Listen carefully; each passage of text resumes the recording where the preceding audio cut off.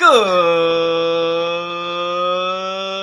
morning, everyone, and welcome back to Wake It Take. It's your boy Jason, and we've got some football to talk about today. I am done wiping my tears. I'm done wiping my tears from the Ryan Flournoy injury.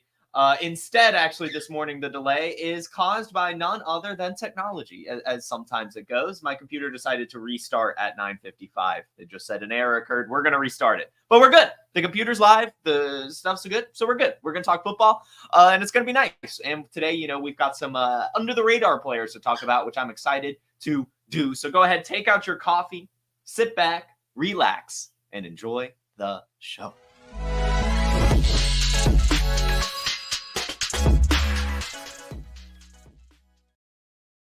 Also, this is a Wake and Take first. This morning, I've decided to just go for black coffee. I haven't decided if it's a good decision or not. It's fine. I don't know. Not a big fan, actually. Why do we do this to ourselves? Anyway, football. The first thing I want to talk about today, before we get into the actual training camp drum beats and all the news and stuff coming from training camp, is first, I guess, to say good morning to you all. Good morning, Mark. Good morning, Ted. Good morning, Best Ball on Call. Good morning, Bach. Good morning, Donald. Good morning, Fantasy Sports Pod. Terminal Sarcasm. Ryan, Donald, Dakota, Toronto Dave. Welcome in. Welcome in.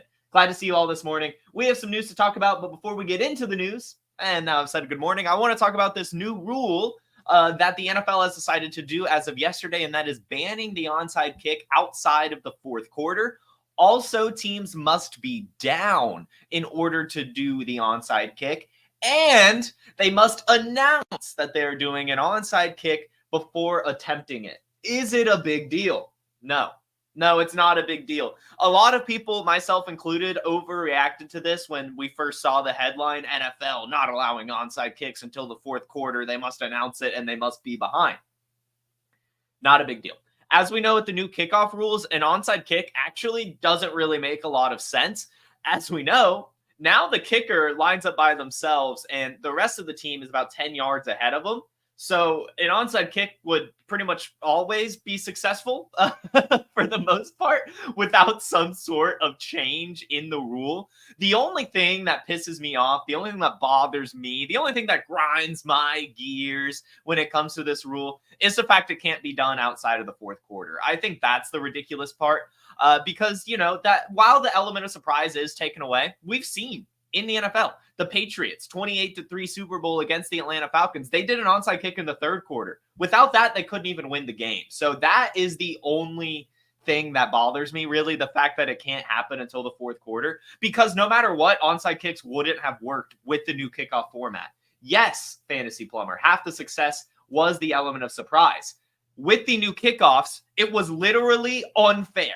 Like, every single onside kick would be recovered by the kicking team as things stood. So something had to be done. Yes, taking away the element of surprise sucks, but you have to. You literally have to because that's how it's signed up. Like there are people literally 10 to 15 yards on your own team where the ball needs to go on an onside kick. And for the second part, the returning team is like 20, 30 yards away from them because they are gearing up to block for the return team in the new area. So it literally makes no sense to allow onside kicks to remain as they were. This rule change is perfectly fine. The only thing that's stupid about it is the fact they have to wait till the fourth quarter. I don't mind waiting, making it have to be a team is down. Sure, whatever. It'll make it to where teams have to stay close and a team that's winning can't do an onside kick, although they wouldn't have done it anyway. Sure, that's fine. You must announce it so that the other team can, be in a position to be able to realistically field the onside kick away from the kicking team. Okay, that makes sense. So it's just like you have to do those two things. The only thing that's wrong about it is making it only happen in the fourth quarter. That I do think will lead to a change. I think we'll probably have a change with that. Honestly, by the end of this season. No, they can't do it in a tie game. That might be another issue. Too, so I think there will be a couple things that get brought up this year that get changed. But definitely the fourth quarter thing. I think that teams being behind, at least second half, I think would be more realistic. Sure, whatever. No first half onside kicks. But as I laid out, the Patriots literally did an onside kick in the third quarter. Without that, they wouldn't have beaten the Falcons, right? Like it's so anyway. That it's a little frustrating, but I think it'll end up being fine at the end of the day. And I do think that they'll fix that fourth quarter thing at some point. So anyway, we've got training camp news. That's what we're all here for. We don't really care. We don't really care about the onside kick changing. We want to hear about some training camp stuff. So I'm just going to go team by team and talk about it. Now, at this point in training camp, we've covered a lot of things, and I highly recommend each and every one of you, if this is your first Wake and Take, or maybe you haven't caught episodes from last week, I have been pretty consistent the last week or so, only covering training camp news. We've been busting out like hour-long episodes, trying to cover as much as I can. So if you have not checked any of them, it's not that time sensitive. I mean, like a lot of the stuff we talk about is still going to be relevant as it is just, hype bubbling up from training camp. So we've covered a lot of things already. So I highly recommend checking out the other Wake and Take training camp episodes if you haven't yet. As we continue to progress through training camp, a lot of the focus is going to go away from the players that are already studs that we've already talked about a lot. And a lot of these under the radar players are going to, start to pop up more because, like with a player we'll be talking about Mason Tipton later in the show. With a player like him, sure, you can have one good day of practice, right? And that'll, raise some alarms. But then to do it a second day, to do it a third day, to do it a fourth day, that's when the reports start coming for these under the radar players. And finally, they're here. We're about a week through training camp now. Now some of these, sleepers, fantasy football sleepers, if you will, are, getting reports because they've been consistent. And so we're going to talk about a lot of those players today. We'll still talk about some studs as well. It's not only under the radar players. So stick around for sure if you don't care about hearing about Mason Tipton and Jawhar Jordan. And as we'll talk about here on the Buffalo Bills, Tyrell Shavers. So the Buffalo Bills, we'll just start there. First off, James Cook was out.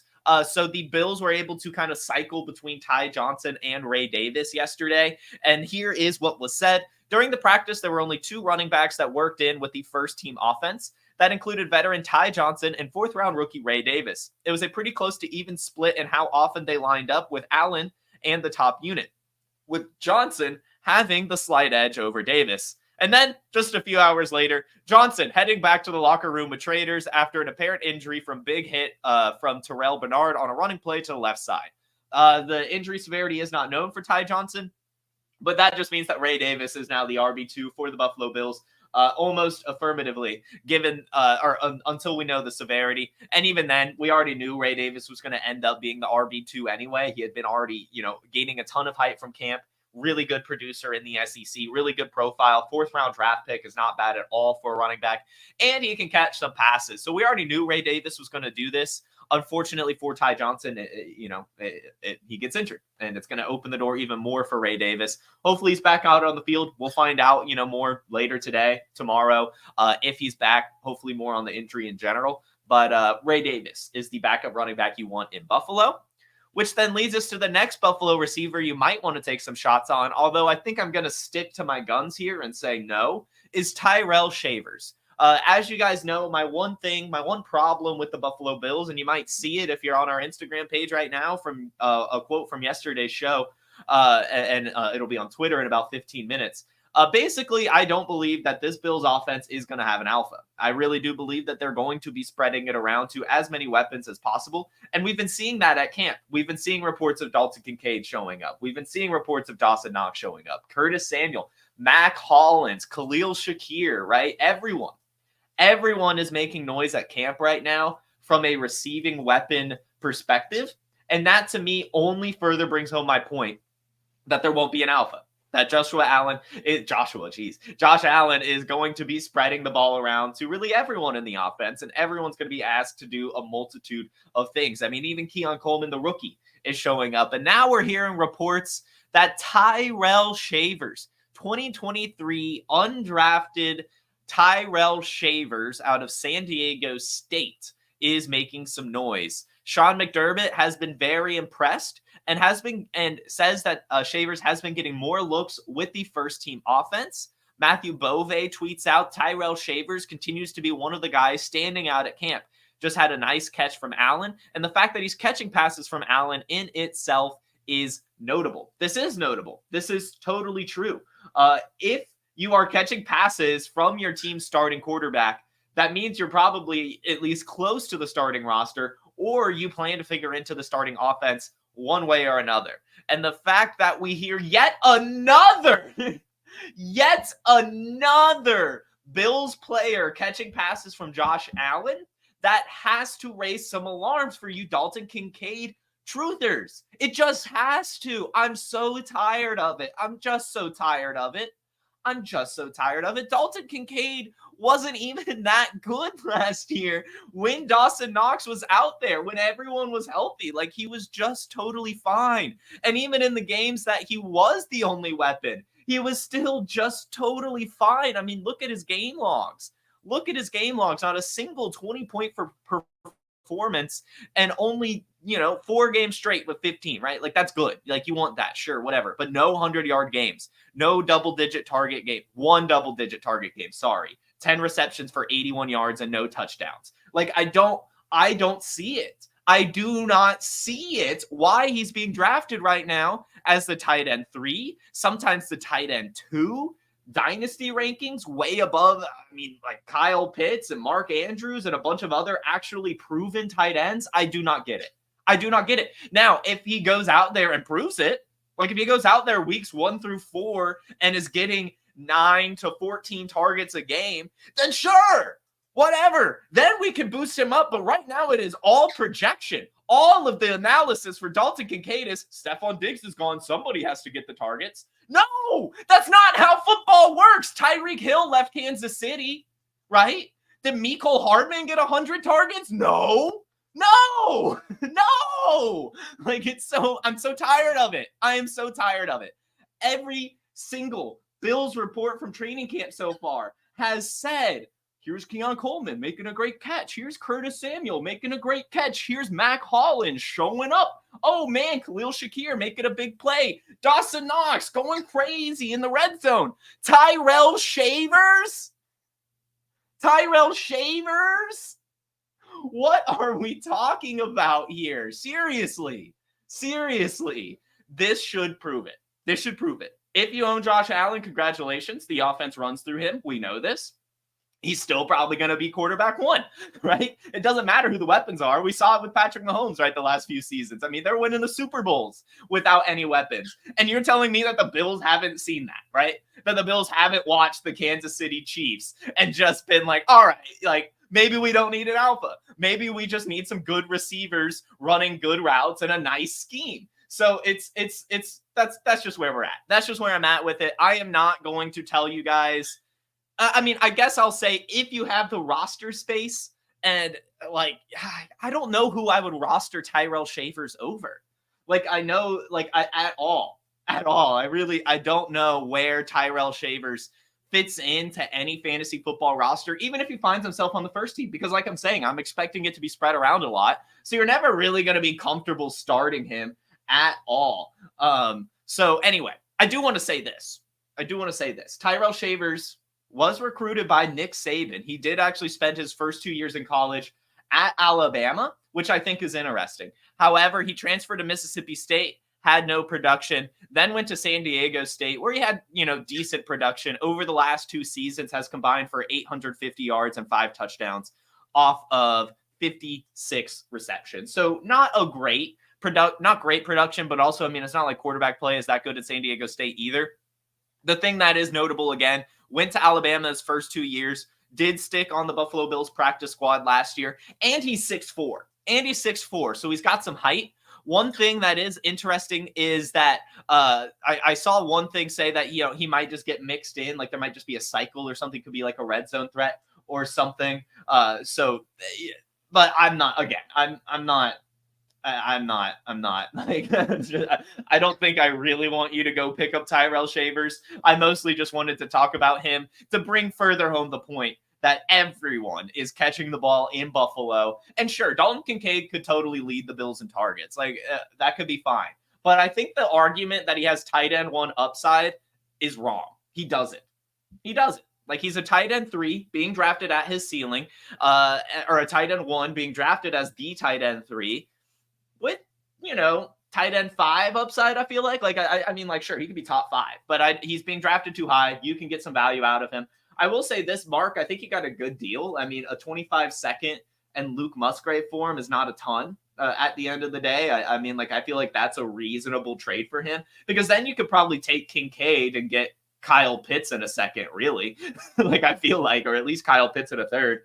And then you've just essentially traded Musgrave for a pick swap and Kyle Pitts. So anyway, Knox is the preferred red zone option. The correct red zone option is Josh Allen. That too. I mean, that is what I'm saying. The alpha in Buffalo is just Josh Allen. We don't need to pick a weapon. It's just Josh Allen. Get over it. It's not Kincaid. It's Josh Allen. Everyone is catching passes here, which leads us to the Tampa Bay Buccaneers. Really right now, not too much to add. I mean, everything that's coming out of Tampa is what we've been hearing, but we do have some fun stuff. First, Jalen McMillan continues his strong performance. He caught 2 touchdown passes from Baker Mayfield yesterday in the padded practices. And Rick Stroud says that they have reportedly a strong connection so far.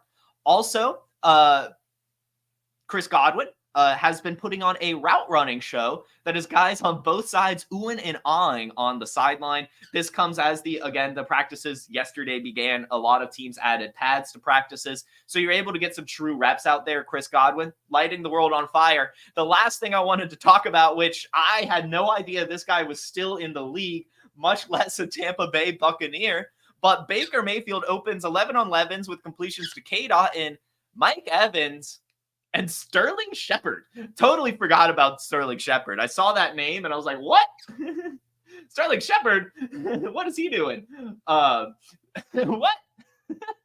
So anyway, Sterling Shepard is apparently making some noise at Tampa. I don't think it's ever going to amount to anything. He's never really been able to stay healthy outside of his first couple seasons in the league.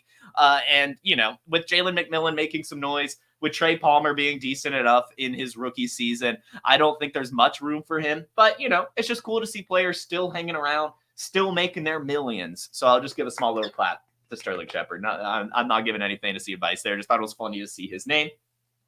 Which moves on to the Pittsburgh Steelers. And again, like I talked about at the beginning of the show, a lot of stuff we've been covering over the last week. So not a ton of stuff is going to be added in today's show outside of the under-the-radar players that we're going to get to. But Pat Freiermuth, I do want to continue to beat the drum for him. It seems that he really, really is taking and soaking up that number 2 option on this offense. That was going to be the big question in Pittsburgh. Who's it going to be outside of George Pickens? Is it Roman Wilson or is it Pat Freiermuth? Shocking that Arthur Smith is deciding to feature the tight end over a wide receiver 2.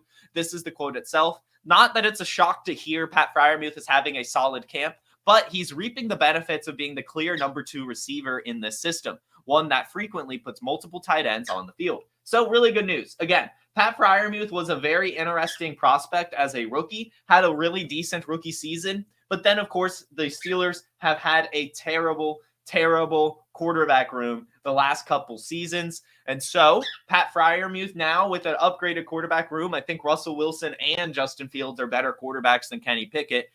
We should be expecting some big things, especially with the Arthur Smith system, which saw even Jonnu Smith be fantasy relevant. I do believe that Pat Freiermuth is a value right now. I have been scooping him up every once in a while. Him and TJ Hawkinson are kind of my mid to late round tight end targets. Right now, his ADP on Underdog is tight end 14, which you can't complain about at all. He definitely has top 10 upside easily, and will at worst be tight end 15. I feel like he, of course, health provided, which I hate having to even add. I feel like we all know that.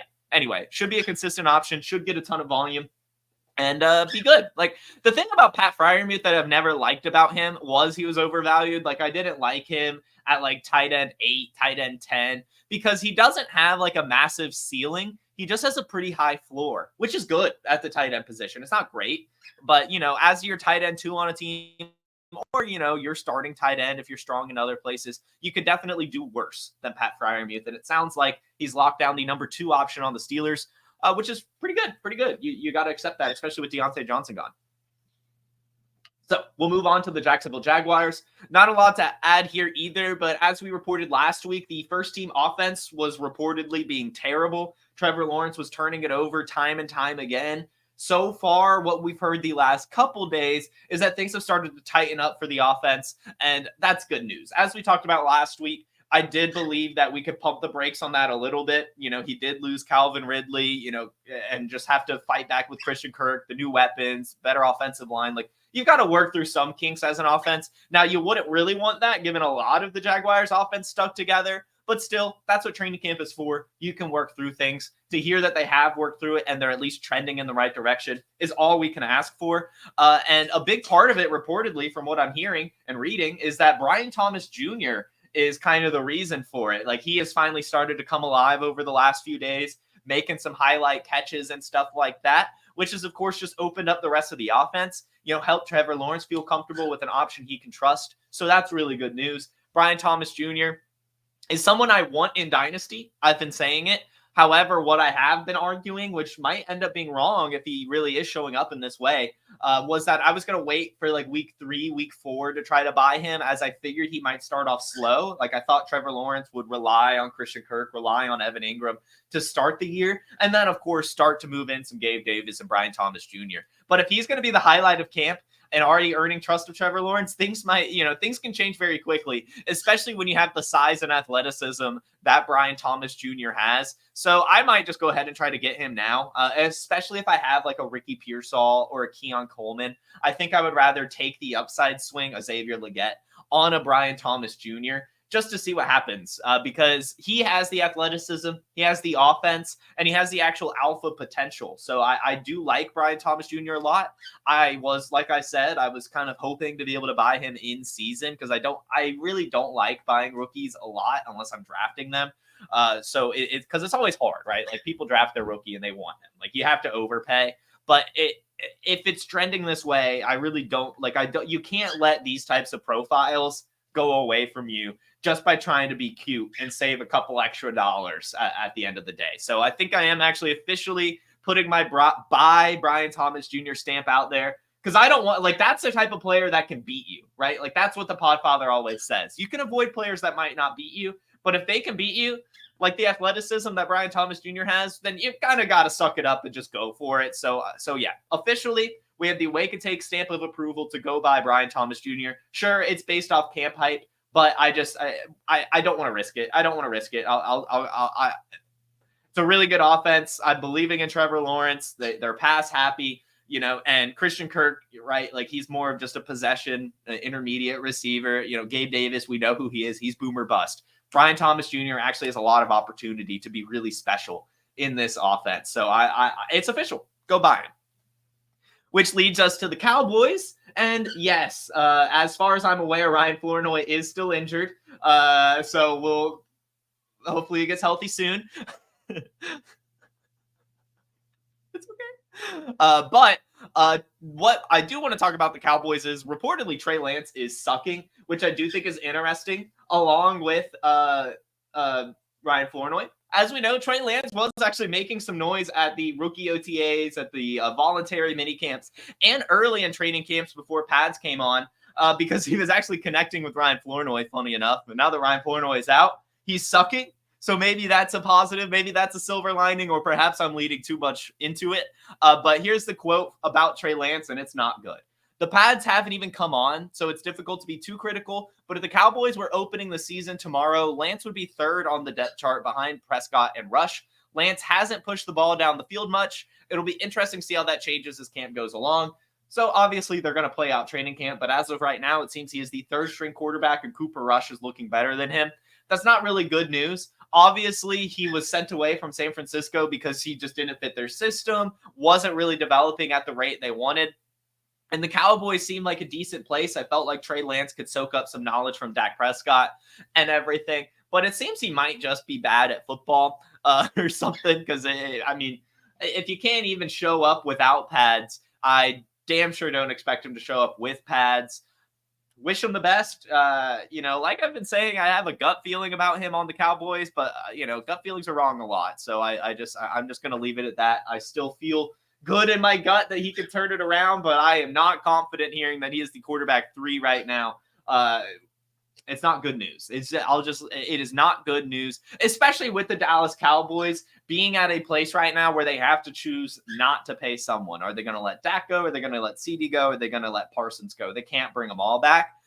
It's seeming like Dak is actually the odd man out given his age, injury history, and his failure to win playoff games. And it seemed like it might lead towards Trey Lance, kind of being their option given he's still young. He was that former first-round pick. But if he's not progressing, if he's still scared to push the ball downfield after, years in the league in practice, it's just not meant to be at that point. And so we'll see. That's a ever-developing situation in Dallas, which will lead us to the Houston Texans. And I know you guys have been waiting for this one. This is Jawhar Jordan. Joe Mixon has not practiced at any Houston Texans minicamp. He has been injured. I believe it was a foot injury or something. Let me actually double check the injury right now for you guys to make sure I'm right. It is actually a hamstring injury, which is worse than a foot injury. That is not what you want to hear. And supposedly Andrew Berry, what? Why is this a multiple? That's not right. Either way, Joe Mixon hamstring injury. That was just a whole injury article that Google AI decided to summarize. But that's the Browns GM, not the Texans GM. But either way, camp strain. Good way to put it, Bearded Prince. Joe Mixon not at camp right now due to a hamstring injury, opening the door for the other running backs to show up. What will I say about Joe Mixon? If this continues to linger, you should be worried. We see it time and time again. Hamstring injuries are awful. You never want to see that for any fantasy football player you roster because they linger. They affect recovery as well. And honestly, if you push it back, you're never going to be 100% that season. And so, it's good to see that they're taking their time. But with his age and injury history, you want him back because you also want him getting acclimated to game speed, getting worked into his new offense. And, the more time goes away from that, the harder it's going to be Joe Mixon. So I am beginning to get even more worried, especially it was originally reported, I believe, as just a minor hamstring injury. He's now missed over a week of practice and, there's still no reports on when he's expected back. They brought in Cam Akers, so that's now 3 running backs behind him, Jawhar Jordan, Jameson Pierce, Cam Akers. It's really not great news. It really isn't. And so, again, still time, but just what we know from hamstring injuries is they linger into the season. They take time to recover. And generally, when they do come back, they're still not at 100%, which is, again, just not what you want to hear for Joe Mixon, given his age and injury history. So what's the silver lining here? Jawhar Jordan, undrafted rookie out of Louisville, is reportedly showing up at training camp right now, doing a pretty good job. Aaron Wilson tweets out, Texans rookie running back Jawhar Jordan has put together several good practices and has a real knack for catching passes out of the backfield and a good feel for the zone scheme from his Louisville background. 32 Beat Writers tweets out, Jordan, who rushed for over 1,100 yards in his final season with the Cardinals, has shown the quick burst and agility often praised for a third down back. Really good news. Now, his stats aren't the best. He had over 1,100 yards rushing in Louisville. Not really great in the receiving department, but that generally is just more of a scheme and a quarterback thing when it comes to college stats. I still do believe he had 21 receptions, so that's still a decent amount. And the fact he's doing it in camp really well shows that he can do it. So don't worry about his college resume when it comes to his target share and everything like that. It's probably fine. If he's able to catch passes at camp, he's able to catch passes in games. And with Joe Mixon being a satellite back, someone, Jawhar Jordan, showing up as a pass-catching running back is going to turn heads at camp and is going to probably lead to a roster spot, especially given the Texans already don't trust Dameon Pierce. Jawhar Jordan, he's 5'10", he's 190 pounds. He can catch passes, but, his athleticism is not the best. He ran a 4.56 40-yard dash, which is just not great. It's not terrible, but it's not great. And his speed score is actually only in the 25th percentile. So he's actually not crazy athletic, although it sounds like he's showing athleticism at camp. And that's why, sometimes I do like to point out the workout metrics. They are in comparison to NFL athletes. Like even a first percentile 40-yard dash is probably better than what you and I could run. So, he's still obviously athletic, still an athlete, still a good football player. 1,100 yards in college. showing up at camp. So this is someone I do want to go ahead and say pick up. We know time and time again, backup running backs end up being starters at some point throughout the year. Joe Mixon, given his age, given his injury history, and given the fact he's already picked up a camp string injury, then somebody is going to make some noise this year for the Houston Texans. As much as I loved Cam Akers, it's done. It's over. As much as Dameon Pierce had a good rookie season, they did everything they could to get the ball out of his hands last year. It's probably going to be Jawhar Jordan, given his pass catching ability as well from what we're hearing. So Jawhar Jordan is somebody that needs to be picked up and rostered. As we saw last year from Devin Singletary even, any running back in this Texans offense is very viable for fantasy football. He has the college production. He has an okay enough athletic profile, and he's making some noise at camp. The drum beats are leading us to want to pick up Jawhar Jordan, which leads us to another backup running back story. This is in San Francisco. The 49ers right now are looking for a backup running back. As we know, Isaac Guerendo is the one they drafted due to his athleticism, but he did pick up a hamstring injury, and it has now been reported that he's actually out multiple weeks with a hamstring injury. Also, before I go on to this, I need to address this comment. I'm not saying Joe Mixon isn't the guy.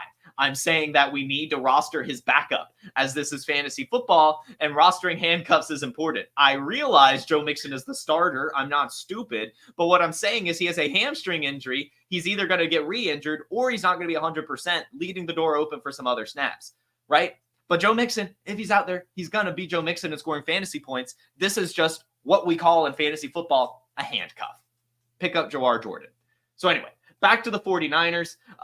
Isaac Guerendo, again, reported that he's out multiple weeks with a hamstring injury. Again, just not what you want to hear. Hamstring injuries at camp are terrible. And Isaac Guerendo, especially given that he's a speedster running back and a speedster running back only, hamstring injury is the worst injury outside of like an ACL.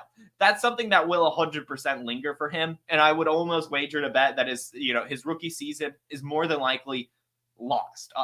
I hate to say it, but they have Elijah Mitchell on the roster. They still have Jordan Mason on the roster, and they brought in Cody Schrader for the roster as well. There's no reason for them to rush back Isaac Guerendo unless injuries fall his way. And there's just, at this point, he needed camp to make some noise. And if he's not at camp, then he's never going to be able to make some noise. So unfortunately, I'm pretty much out on Isaac Guerendo now. I love the profile, but it's going to have to take a lot now for him to be able to get back. Hopefully, it's not actually a multiple week hamstring injury, but given that's what's reported, that's probably what it is.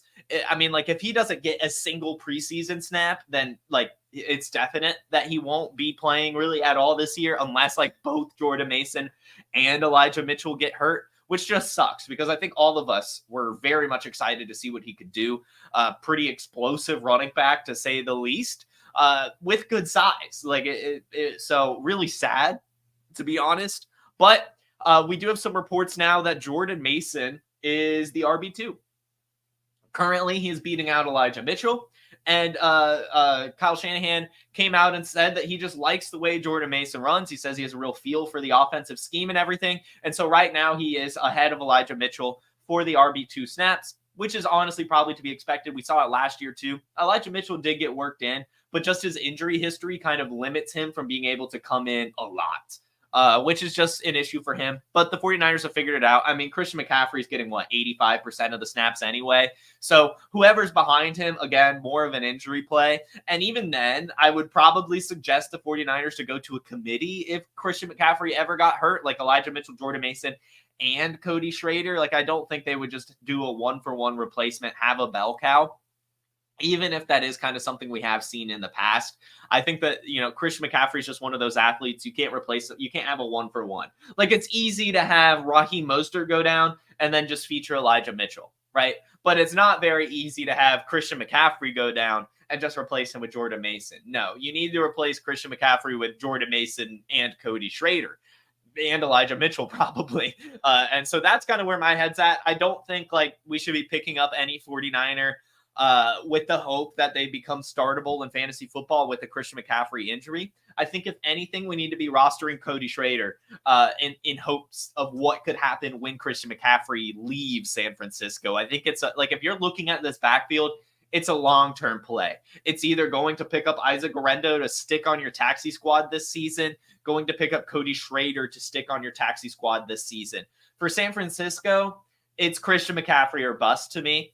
And I think, again, even if he goes down, it's going to be a committee. I mean, shit, I didn't even mention Deebo Samuel and the carries he'd probably get if Christian McCaffrey went down as well. I mean, will they score fantasy points? Yes. But I think that they would, like a Jordan Mason starting in Christian McCaffrey's place would be more of a flex play than anything. And even then, there's probably still going to end up being better options, I would assume. So either way, that is where we're at for sure. Yeah, I mean, I would say if anything, if you're going to pick up a 49ers running back, I would pick up injured. Why does this keep happening? I would pick up injured Isaac Guerendo or just Cody Schrader for the upside. I'm not really worried about the floor when it comes to this backfield. I want an upside play. And that again is Cody Schrader. That is Isaac Guerendo, even if he has a hamstring injury. Again, we want the long-term thing here. Oops. I accidentally deleted my background. Great. So now we have the spooky one. So anyway, that's the 49ers. And in fact, I'm going to get my background back. So we will play a quick little ad break. If you could, please listen to the Podfather speak about our draft kit.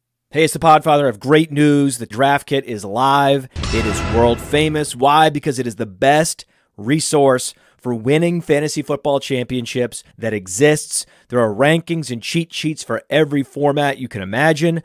We have projections both at the team level and the player level. And wherever you are, you can click on a player, open them up, and see in-depth written analysis about what to expect in fantasy football from that player this year. And then you can click on the team and you can get even more in-depth analysis, all the drivers of fantasy production, both in a positive and negative direction for that team, including a signature trend. And the graphics are incredible. So these team insights, they give you the team level projections, the vacated targets, the vacated ARs. And we added a bunch of features. I mean, individual cheat sheets for Theo and Billy and Dario. So you could take your favorite analyst and download their personal draft cheat sheet. And then in the commissioners section, Memphis Young lays out everything you need to know to manage a league, the best minds in the industry contributing analysis. It's certainly not the most inexpensive draft kit on the market, but it is the best. PlayerProfiler.com/draft kit, PlayerProfiler.com/draft kit. Go get it. I couldn't locate it in that ad break. So, hey, we're going spooky for the rest of the show. Happy Halloween, everyone. It is fall already, apparently. But yeah, I do want to say, I do agree with Get Shrek here in the chat. Just draft Deebo. Just draft Deebo. Cardinals, Arizona Cardinals. What can we say about the Arizona Cardinals? Well, Marvin Harrison Jr. is making some noise. Which is obviously we were coming to expect it, and honestly, I've been waiting. As we know, Malik Neighbors has been, making headlines in New York. Part of that, again, I do want to argue, is the fact he's in New York. New York media is crazy, so you're gonna see that stuff. But Marvin Harrison Jr., we haven't really heard much. All we know is that he's really been, basically working on the jugs machine and being there. Like we had the perspicacious thing where he was like, Michael Wilson is too big of a vocabulary. But anyway, we don't care about that. We care about how Marvin Harrison Jr. has been looking at training camp. And to answer everyone's question, not that you're going to be surprised, he's looked great. He's looked like Marvin Harrison Jr. Zay Jones says, I see this rookie that is so much poise, so humble, and respects everybody in the room. Works hard and is probably the first one on the field. Kyler Murray's impression of Marvin Harrison Jr. thus far, when a guy's got it, he's got it. And he's definitely got it. And then I have a highlight for you as well. It's just him catching a pass. Nothing like too crazy or anything like that. But, it does demonstrate that the Cardinals are utilizing him. Getting open. I mean, it's literally like wide open. I mean, I think a lot of us are overthinking the Marvin Harrison thing. Johnny Venerable points out that they continue to lead on him in camp, so we can read into this and show that they have probably been targeting him and targeting him and targeting him and targeting him, which is what I fully expect. I do believe that Marvin Harrison Jr. easily is undervalued, really, even in redraft leagues. This is a guy who's going to lead the Cardinals in targets, guaranteed. He's going to out-target Trey McBride. He's going to outproduce Trey McBride. Like we all know it, and we're not really drafting him like that. Like, we're not. We're drafting him around Chris Olave, which is just, I don't think, fair. Marvin Harrison Jr. is a more generational talent on a much better offense with a much better quarterback. It's just, I really don't get it. I really don't get it. The people that are saying Malik Neighbors is better than Marvin Harrison Jr., I don't get it. I don't. I'll never get it, and I'm not even going to try to argue it, really. It just feels asinine to even suggest it. And I'm very excited for Marvin Harrison Jr.'s rookie season, and I'll be scooping up the value while I can. Which leads us to the Philadelphia Eagles. The Philadelphia Eagles right now have some good news. Actually, there's some fun stuff coming out. We'll start. Johnny Wilson. Johnny Wilson is getting some first-team reps right now. We'll see how that develops. As you guys know from the Senior Bowl episode and some of my big takeaways, I was absolutely not impressed by what I saw from Johnny Wilson. In fact, I was the opposite of impressed by what I saw from Johnny Wilson. He looked like someone that was learning how to walk. It's so awkward. He did not look fluid. And if anything, it seemed his height was a hindrance as opposed to, something that could actually help him. He's 6'6", 231 pounds, and runs a 4.52 40-yard dash. So you would assume it's some athleticism, but it is literally, I'm telling you, he looked terrible at the Senior Bowl. Absolutely awful. But he's getting first-team reps with the Philadelphia Eagles, which is something to note. Zach Berman tweets out something that shouldn't be discounted. Johnny Wilson getting work on the inside with the ones. If the Eagles don't add a wide receiver, they could mix and match with wide receiver 3, depending on matchup and game plan. Wilson is a different type of player than Paris Campbell and John Ross, who also worked with the ones quite a bit this summer. I guess the takeaway here is that the Eagles are going to be rotating wide receiver 3, which is kind of what they've always done anyway. Like, the wide receiver 3 in this offense is never anyone we've wanted, really. Like Julio Jones last year, sure, we were picking him up. Olamide Zaccheaus, we were picking him up or whatever. But you can never start them. That's how this is going to be. It seems that if anything, they're only working Johnny Wilson in with the first team because of his height and for red zone stuff as a little bit of a differentiator from Paris Campbell, who, of course, brings some speed to the offense. So I'm not really excited about this prospect at all. Like I said, he looked awful at the Senior Bowl, did not inspire any confidence for me. And honestly, all he's going to do is catch touchdown passes, and that's a maybe. Like, it's just so unguaranteed that I don't see a reason to roster this player, even if he is getting first team reps. It's still AJ Brown, it's still Devontae Smith, it's still Dallas Goedert, it's still Saquon Barkley, and even then there'll probably be some other dude that shows up, like maybe Ainias Smith, who actually looked a lot better at the Senior Bowl than Ainias Smith did, will show up. Who knows, right? But either way, getting first team reps, so you at least have to make note of it. A big thing I wanted to make note of is that Devontae Smith is being put in the slot a lot during camp. Brandon League out and says, Avonte Maddox says he notices Eagles wide receivers lining up in different spots more often. He said he's seen Devontae Smith in the slot more than he's used to see. I think that could be very interesting. You guys know I'm a Devontae Smith truther. I like him. I mean, how could you not like a Heisman winning wide receiver? He won a quarterback award as a wide receiver. That's telling enough.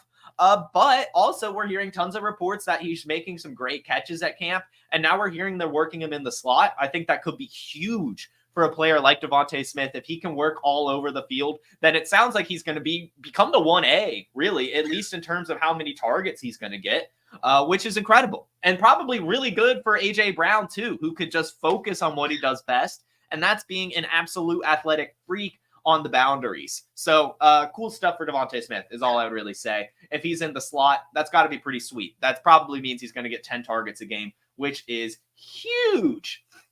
Will Shipley is being utilized as a pass catcher. We already know it. Saquon Barkley was out yesterday. So Will Shipley getting a ton of reps.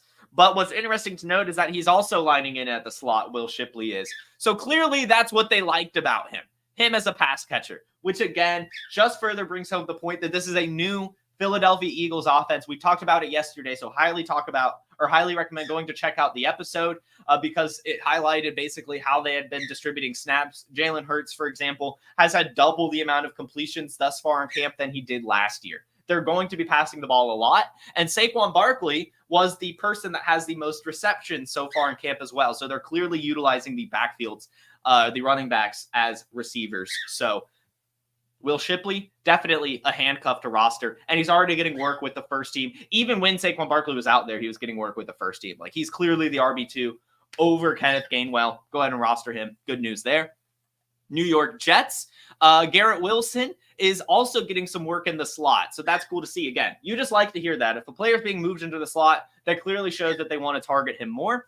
But not good news from the New York Jets. Monday was the Jets' first day in pads. It was also the worst practice for the offense that I've seen. Just a very sloppy day. Dropped passes that led to interceptions, missed blocking assignments, and poor snaps. Had Aaron Rodgers yelling on multiple occasions. Rodgers finished 8 of 13 with an interception. He also took 2 sacks. The Jets end every practice with a drive the field drill, and the offense reached the red zone, but stalled after a sack and a throwaway. So, yes, I do. Sorry, get Shrek. He's freaking out right now. I do have a parrot. But, yes, the Jets looking terrible right now at camp, which kind of comes to expect. They do have a really bad offensive line. They did try to address it, but not enough. We also know that the Jets' defense is incredible. So it makes sense that they might struggle in the first padded practice full speed against the defense. So not going to read too much into it. Just like I said with the Jaguars, that's what training camp is for. There's going to be bad practices.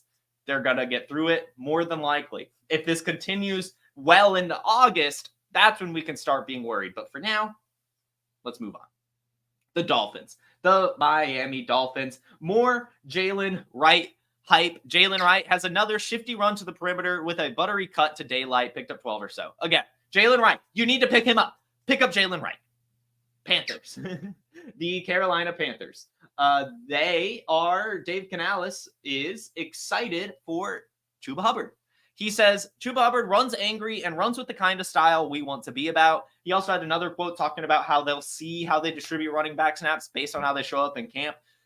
I mean, obviously it's going to go to Jonathan Brooks at some point, but as we know, Jonathan Brooks is on PUP right now and is recovering from an ACL injury. He suffered late in the season, so Chuba Hubbard is going to be the RB1 early and often for the Panthers. We know that Dave Canales likes to feature the running back with Kenneth Walker and Rachaad White both having their best seasons when he was the coordinator. So Chuba Hubbard is someone I highly recommend drafting at his ADP right now, even if it is only an early season rental, because he's going to be awesome. I mean, he's going to be awesome, and he's like free. He's going to get a ton of volume. He's going to catch passes. He's going to run. There's no one else on the offense really taking snaps from him while Jonathan Brooks is out. So I just want to say, get Chuba Hubbard. Colts. One of the guys who's flashed the most so far during camp is Josh Downs. He's been targeted at all 3 levels of the field: short, intermediate, and deep. Cool. We've already had a lot of Josh Downs hype. It's just good to hear some more. As we know, Anthony Richardson and Josh Downs last year were working together often. As we know, rookie mini camps, in fact, just after being drafted, they were running routes and working through the playbook together in the hotel parking lot as rookies. And so obviously Anthony Richardson and Josh Downs have a great connection. It's great to hear that it's continuing now as Anthony Richardson has recovered and they're going into year 2 together. Josh Downs, I think, an easy draft button. In fact, I did an underdog draft this morning. I got him in the 16th round or 15th round. It was ridiculous.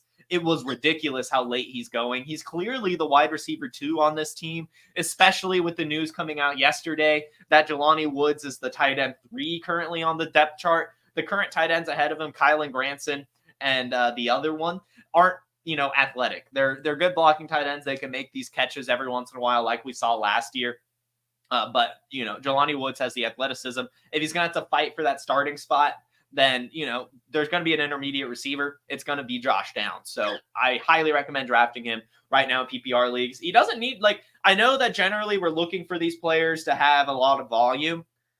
I don't think that, Anthony Richardson isn't going to produce a lot of volume. I still think he's going to reach 25 to 30 pass attempts a game. And it's probably going to be a little bit more consolidated. So I think it's cool. And yeah, I'm getting some Josh Downs. Get Shrek Bra says Adonai Mitchell is a wide receiver 1 on the Colts, has the most talent by far. I will say this about Adonai Mitchell. I think he beats out Alec Pierce. I think they drafted Adonai Mitchell for a reason. Alec Pierce actually last year, Alec Pierce ran the 4th most routes out of any wide receiver in the NFL. And he had the 50th, 60th most receptions. I mean, dude was abysmal last year, and yet he was on the field a ton. And so I think that is a screaming indictment for a player to have that many routes with that little production. So I do believe Adonai Mitchell is in for a good year. I really do. But I do think it'll take just some time to build that connection with A-Rich. Michael Pittman's still there. Josh Downs is still there. But I do love Adonai Mitchell for best ball. I think he'll have some massive, massive weeks because Anthony Richardson, has the strongest arm in the NFL, really. Like in terms of just fucking chucking that thing, it's A-Rich. So, somebody's going to catch that ball, and it is probably going to be Adonai Mitchell. So, yeah, I do like that call. I do want him. I just think more volume is going to go to Josh Downs and Michael Pittman, but he'll, of course, have spike weeks. He'll, of course, get those deep targets, and you'll have some, I like Adonai Mitchell a lot. That athleticism, very hard to deny with that good landing spot.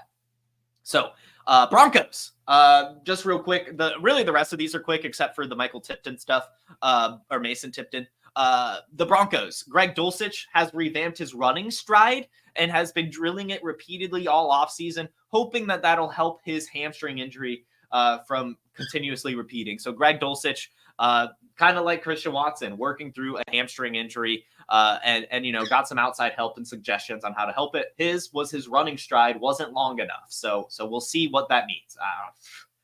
Patriots, how did the first day of padded practice go for Drake May? A day after Gerard Mayo finally says it's a quarterback competition? Terribly. Absolutely terribly. 1 week into camp, it continues to look like Jacoby Brissett will be the starting quarterback. Drake May's future is bright, but Brissett entered with a lead in the race for quarterback 1 and has been better so far. Brissett took all of these starting reps during team periods and enjoyed his best practice of the summer, going 10 of 11 with 2 sacks during competitive team periods. Drake May simultaneously suffered his worst practice as a Patriot and produced just 1 completion with 2 sacks during 11 on 11s. Not great. So unfortunately, we have to hype Drake May, I guess, a little bit. Not too much. Again, I still believe that it's a lost season for the Patriots, and Drake May is going to start sooner rather than later, just so they could sell tickets, just so they could pump up some excitement into the team. But it is, it's not good to hear that Drake May crushed it all week while there were no pads, and then as his very worst practice with the pads on. Now, of course, that is probably going to happen.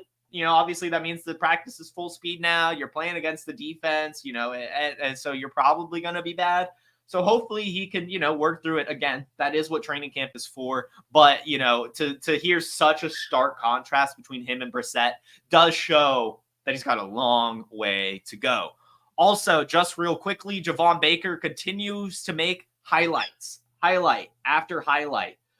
So really good news there. It really is looking like it will be him and Polk as the 2 main receivers on this offense, which I just think is great news for Patriots fans, as they have not drafted a wide receiver ever. So that's good news.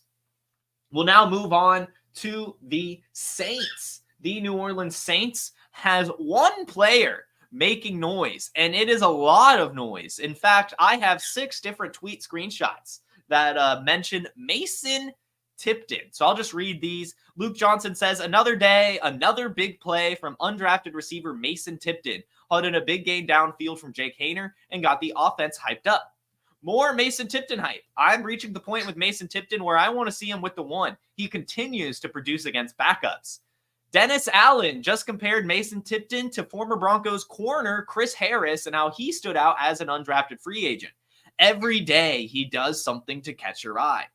The biggest surprise of training camp has to be undrafted free agent wide receiver Mason Tipton. He's been gaining hype from multiple sources for his routes, hands, and big play ability. A.T. Perry seemed poised to step into the role as the Saints' big-bodied option in the receiving corps. Instead, A.T. Perry has been running with the 3rd team, while Mason Tipton and Cedric Wilson have consistently stood out. Well, I've never heard of this dude. I'm not even going to lie. I had to look him up. Yale, 5'9", 180 pounds. So we're talking about a Tank Dell archetype here. 4.33, 40-yard dash. So some really, really good speed. And last year at Yale, actually had 800 receiving yards and 10 touchdowns off of 53 catches. So that's actually really good for an Ivy League school like Yale. Awesome. Awesome. That's really all I can say. I'll take a swing on Mason Tipton. This Saints receiving room is not great. It's Chris Olave and no one else. And I know you're going to say, oh, Jason, what about Rashid Shaheed? He's good. I like Rashid Shaheed a lot, but I think we know who he is at this point. And I think that the Saints not signing him to a really big extension proves that, a $5 million for 1 year, like that's just not enough for me to get excited about a wide receiver, especially in today's market. So Mason Tipton actually has some really good opportunity here. As we see, he has already probably passed A.T. Perry, and it's not like Bub Means is going to do anything either. There really is an option for a wide receiver 2 or wide receiver 3 on this offense. Juwan Johnson's hurt too, so I like it. I like it a lot. Mason Tipton, someone to keep your eye on. And I think definitely has more of an opportunity to be the wide receiver 2 on the Saints than a Rashid Shaheed, a Bub Means, or an 18 Perry. And it seems like he could end up being the slot guy. Maybe, I don't know. I mean, it's more than likely Olave, but this guy being 5'9", 180 seems a little bit more slot. Tank Dell archetype, 4.33, 40-yard dash, coming from Yale as well. Assuming he's smart, he's probably pretty good at picking out the pockets in zone. So I'm going to say it. Pick up Mason Tipton, a guy I've never fucking heard of. Get him. I'm excited about him. The last few bits I have for you guys are quick, and then I'll get you guys out of here. In fact, I'm even missing a meeting right now. I've scheduled an 11 o'clock meeting, but we must keep things going. The New York Giants, Theo Johnson, since being activated from the PUP list, has already caught up with Daniel Bellinger in the position battle. Johnson took the majority of first-team offense reps, and he's being used all over the field. Incredible, incredible news. I did not expect it. I'm someone who went to the Senior Bowl. I named Theo Johnson the best tight end at the Senior Bowl over Ben Sinnott. And I still was like, well, Daniel Bellinger, he's been on the team. He was pretty good as a rookie. I think that he'll probably be the starter this year, and then they'll look for Theo Johnson next year. Well, they are super attracted to Theo Johnson's athleticism and size. He's 6'7". He runs a 4.6 40-yard dash. That's incredible stuff. The fact they're using him all over is great news. And it really seems like we need to be taking him a little bit more seriously than we had. We've been viewing him more as a bench stash, taxi squad stash, with some upside, of course. That was never a question. It's just so many question marks in New York. Quarterback play, target share. Is he going to beat out Daniel Bellinger? Those are all things we didn't know. With him already catching up to Daniel Bellinger in just one practice, that is pretty crazy. That's pretty crazy to me. So that is raising alarms. I was already in love with his athleticism. I already loved him at the Senior Bowl. I just didn't love the situation. Now it's seeming like the situation's a little bit better, to be completely honest with you. So you should have already had him, and he's free. He's still free, so go get him. But I think we can get a little bit more excited, which is good news. Which leads us to the Commanders. We'll go ahead and talk about his other rookie tight end, Ben Sinnott. While several members of Washington's rookie class are off to fast starts, second-round tight end Ben Sinnott is not among them. Sinnott has dropped multiple passes over the first week, but did have a nifty one-handed catch. No alarm should go off on Sinnott. He'll be fine, but a slow start in camp could mean a lesser role early in his rookie season. It'll be interesting to watch Sinnott in the preseason, where he should play a lot. This is exactly as expected. Again, I love Ben Sinnott. He was my second best tight end at the Senior Bowl. I talked about how, the fact that he used to play basketball obviously showed up on his agility drills at the Combine. He absolutely crushed those, but I was worried about Zach Ertz being there. Say what you want about Zach Ertz. He is a target hog, and he's still a good tight end at his age. He just has the injury concerns. So we did all expect Sinnott to sit behind Zach Ertz early in the season and not become anyone until an injury happens or until 2025. So I like the quote says, no alarm should go off. Don't worry about it. He'll be good. I really do believe in the prospect. Really, really, really, really good prospect. Genuinely. Incredible tight end. It's just going to take some time. Tight end, the position itself for rookies has historically been very difficult to do and to do well in. So it's just going to take some time, like it does for any other rookie tight end not named Kyle Pitts and Sam Laporta. Don't get worried about it. Continue to roster Ben Sinnott. And then also, I just want to say Austin Eckler is making a lot of noise as a receiving back. So again, just want to say I like attacking the Commanders' backfield. I like both Eckler and Brian Robinson's value right now. I think they'll be pretty decent. And as we've seen from Cliff Kingsbury and Dan Quinn, they do utilize both running backs in their system, one pass catcher, one between the tackles grinder. They complement each other well. They both have really good values. And it's going to be an offense that has to rely on the run game with a rookie quarterback, with Jaden Daniels. So I like them both, B-Rob and Eckler, which leads us to the Raiders. Again, more Dylan Lobb. Drum beats, not much to add, really. I'll read the quote. Despite the offensive struggles, rookie running back Dylan Lobb has quickly made a strong impression. He started to get reps with the first team as a third down running back and has also worked with special teams as a kick returner. The Raiders haven't run the ball much in these padless practices, but Lobb has looked smooth as a receiver, and Pierce described him as special last week, and Getsy raved about him on Monday. Again, as we've been saying all offseason, literally all offseason, since he got drafted by the Raiders, he's the third down running back. It's going to be Zamir White first and second. Then it's going to be Dylan Lobb. It's going to be hard to want to start him in fantasy unless, you're in full PPR and the Raiders offense ends up being pretty good and maybe he does get some second down catches and stuff. But either way, this was a prospect I've been yelling about drafting, given he was free. You got to get him. He's my most exposed running back on Underdog, actually. I checked this morning. I thought that was wild. And yeah, good news. Which leads us to our final player, another player that I'm highly exposed to right now in Underdog, Tez Walker. Talked about it yesterday. He's making highlight grabs. Well, he's continuing. 32 Beat Writers tweets out, you can see his inspiration thus far as he's making plays in practice that are turning the heads of the coaching staff. On Friday, a highlight reel grab that was considered the day's best play. Again, Devontae Walker, 4.36 40-yard dash, 900-yard, 11 touchdown season as a sophomore, 6'2", 190 pounds. 89th percentile college dominator rating on the Ravens, who historically has always used a deep threat, and that deep threat has always been fantasy relevant. Even Nelson Aguilar had 4 games last year over 10 points. Nelson Aguilar. Devontae Walker, the only reason he fell, if you guys will remember, he was actually projected as a fringe first, second round receiver heading into the draft. A disappointing Senior Bowl and some drops at the Combine and Senior Bowl led to his draft stock to fall. And I continuously said that he can work on drops. He has everything else. I talked about it after the Senior Bowl. He was winning his routes over and over and over and over and over, but would just drop the ball. And it was so frustrating to watch because you could see the skills. It was wild, but he would just drop the ball. And I just made the case. I said, look, he's got all offseason. It's a change in ball size. Like, of course you're going to struggle early. Jamar Chase struggled catching the ball in camp. He's not even struggling in camp. It seems like he's making great catches at camp.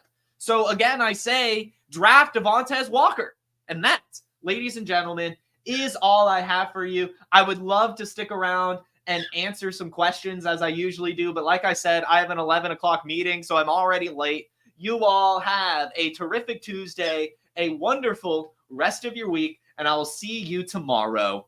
Peace. From the Podfather to you, I deeply appreciate you tuning in. And many ask, what can I do? What can I do to help support the hosts, the research they do, the production costs? Go to PlayerProfiler.com, Dynasty Deluxe, World Famous Draft Kit, Rankings, DFS Dominator, and of course, Data Analysis. Subscribe to any one of those, and you support all of us and take Player Profiler to the moon.